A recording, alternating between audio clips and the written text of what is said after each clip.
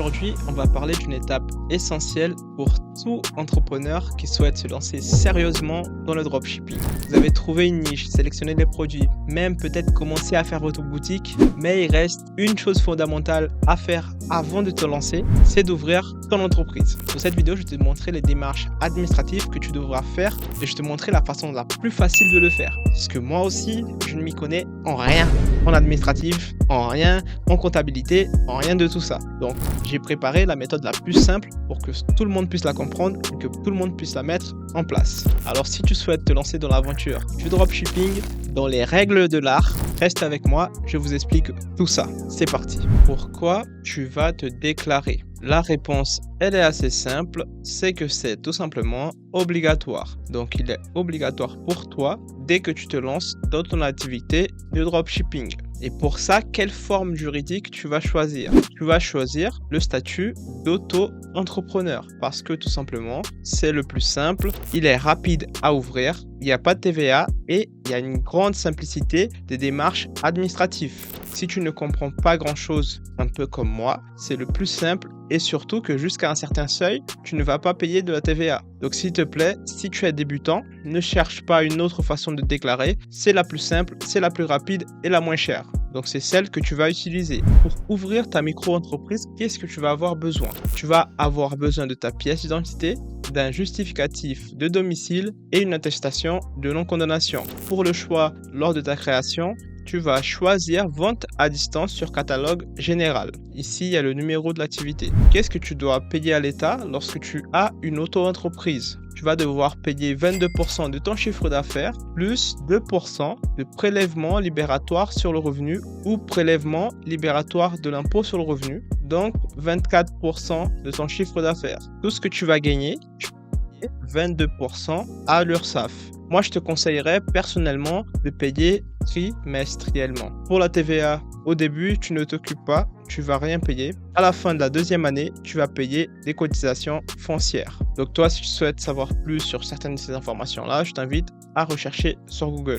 Les astuces que je peux te donner à l'ouverture de ton entreprise, c'est que tu peux trouver une domiciliation. C'est-à-dire que tu vas payer un service tiers qui va domicilier, que tu vas pouvoir utiliser son adresse pour que ce soit l'adresse de ton entreprise. Pourquoi tu vas faire ça? Parce que par sécurité, peut-être tu n'as pas envie d'utiliser ton adresse personnelle sur ton site web ou si tu as des démarches administratives à faire. Tu préfères le mettre sur une autre adresse qui ne t'appartient pas. Une autre astuce, c'est l'ACRE qui te permettra d'avoir les 3 premiers trimestres à 11% au lieu des 22. Donc, ça le divise par 2. Si bien sûr, tu respectes les conditions, tu vérifies les conditions si c'est possible pour toi ou pas. Et si c'est possible, tout simplement, tu vas avoir les 3 premiers mois à 11% au lieu des 22 qui vont directement dans la poche de l'URSSAF. Donc, c'est toujours bien, c'est un petit plus qui te permettra d'avoir un meilleur rendement au final. Comment tu vas le faire? Il y a 2 grandes façons de faire. Soit tu le délègues, soit tu le fais en autonome. Si tu souhaites le déléguer, comment tu vas pouvoir déléguer? Pour déléguer, tu vas utiliser Legal Place. Donc, je vais vous montrer ça rapidement. Pour ce faire, tu vas cliquer sur le lien dans la description et puis tu vas tomber sur cette page-là. Sur cette page, tu cliques sur créer une micro-entreprise dès que possible. Êtes-vous déjà auto-entrepreneur? Ça dépendra de toi. Moi, je mets non. Êtes-vous sûr de vouloir créer une micro-entreprise? Créer une micro-entreprise. Et là, ce qui est bien aussi, c'est que tu peux domicilier directement avec eux. C'est-à-dire que tu vas payer un peu plus cher, mais tu vas avoir l'avantage de ne pas mettre ton adresse personnelle. Donc, c'est toujours petit plus. Moi, donc, je vais choisir de domicilier avec eux. Et ici, je mets le domaine de mon activité. Je peux mettre vente en ligne. Si je choisis l'identité pour essayer, bon, je mets Gabriel SEO. Si j'ai mis une adresse à Paris, je mets mon mail. Je mets un numéro de téléphone au hasard juste pour tester. Et puis, en dernier, que recherchez-vous? Bon, je peux mettre n'importe. Je vais juste continuer. Et là, le dossier est en préparation. Je pense que c'est bon. Si je peux choisir celui que je souhaite, moi, je vais prendre le standard. Après, bien sûr, tu vérifies en fonction de toi ce qui est plus intéressant pour toi. Par exemple, celui-là, il y a l'obtention de l'ACRE. Donc, c'est toujours un peu mieux. Celui-là, non, il n'y a pas. Donc, celui-là, peut-être, il est un peu meilleur. Je vais cliquer dessus. Bien sûr, si tu souhaites prendre l'autre, tu peux aussi. Peu importe. Et maintenant, tu devras choisir comment tu souhaites payer ta domiciliation, si c'est mensuellement ou bien annuellement. Moi, je préfère toujours payer en annuel, donc continuer. Et là, je pense que tout est correct avant de payer j'ai un petit code promo si ça t'intéresse de passer par Legal Place pour faire ta micro-entreprise. Donc le code promo c'est Gabriel, je vais le mettre ici, comme ça tu vas voir la réduction. Là je clique dessus et puis ajouter un code promo. Ici je mets mon code qui est Gabriel et normalement j'ai une petite réduction, c'est toujours sympa. Maintenant il suffit de payer et puis tout est bon. Donc voilà, j'ai une petite réduction. Maintenant je retourne et je peux choisir donc mon moyen de paiement, que ce soit par carte de crédit ou n'importe. Donc là je viens de te montrer comment tu vas créer ton entreprise avec Legal Place. Mais par contre, si tu ne souhaites pas passer par Legal Place et que tu souhaites faire toi-même en autonome, je vais te montrer également comment le faire. Pour ce faire, tu vas devoir te rendre dans le site de Limpy. Donc c'est ce site-là. Une fois que tu te retrouves sur le site, il faudra que tu te crées un compte. Donc je vais te montrer rapidement. Je clique ici et puis créer un espace client. Et puis là, bien sûr, tu suis toutes les étapes et tu te crées ton compte personnel. C'est assez simple. Une fois que tu t'es créé, tu te connectes. Une fois que tu es connecté, tu vas sur tes démarches, formalités et puis tu vas faire créer une entreprise. Nous, on va choisir entrepreneur individuel. Devez-vous opter pour un statut de micro-entrepreneur? Oui. Vous êtes non salarié en France. Donc ça dépendra de toi. Moi, je mettrai non ici. Donc, il faudra justement mettre toutes ces données-là. Les versements, c'est à toi de choisir. Tu choisis quand tu souhaites verser ta cotisation sociale. Donc, soit mensuelle, soit trimestrielle. Pays, bon, tout ça, tu choisis selon toi et tu choisis tout ce que tu as besoin. Ensuite, tu vas sur composition, nom du brouillon, entreprise, bon, tu mets tout ça, incessabilité. Il faut vraiment remplir tout ça avec tes données, donc c'est assez simple. Chacun a ses données personnelles, donc je peux pas vraiment te dire quoi faire dans chacune de ces options. Celui-là, option pour le versement libératoire, c'est ce que j'ai dit avant.